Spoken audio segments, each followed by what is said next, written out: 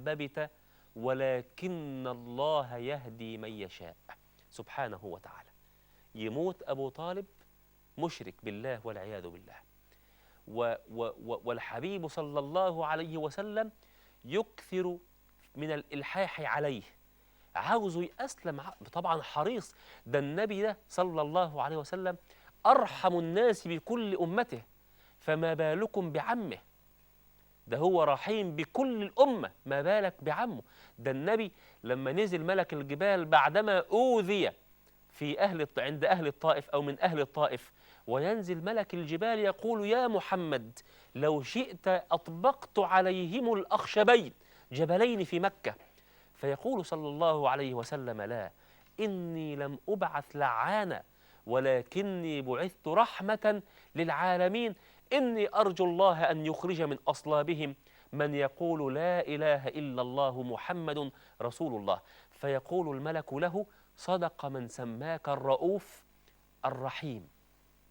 صدق الله عز وجل إذ يقول لقد جاءكم رسول من أنفسكم عزيز عليه ما عنتم حريص عليكم بالمؤمنين رؤوف رحيم. بالمؤمنين رؤوف رحيم. يقول عز وجل عنه وما أرسلناك إلا رحمة لمن؟ للعالمين. العالمين الإنس والجن، كل الناس على اختلاف الأعمار وعلى اختلاف الألوان وعلى اختلاف الأجناس، كان صلى الله عليه وسلم رحيما بهم. يبقى نتعلم أن الهداية ليست بيد أحد، حتى الأنبياء، حتى الأنبياء.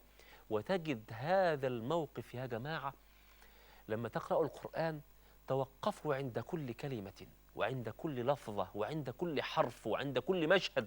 وما أروع مشاهد القرآن، ما أروع مشاهد القرآن لما يجي القرآن كده يحكي لك قصة ويوصف لك مشهد مشهد، وكأنك تتفرج على هذه المشاهد في التلفاز، كأنك شايفها قدام عينيك.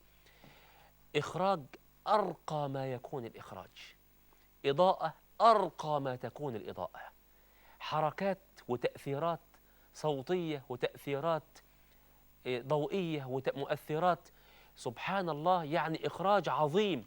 أنا مش عايز أقول إخراج رباني، ما ينفعش أقول كده، لكن عايز أقول مشاهد الذي صورها لك هو الله عز وجل، البديع العليم الخبير الحكيم سبحانه وتعالى.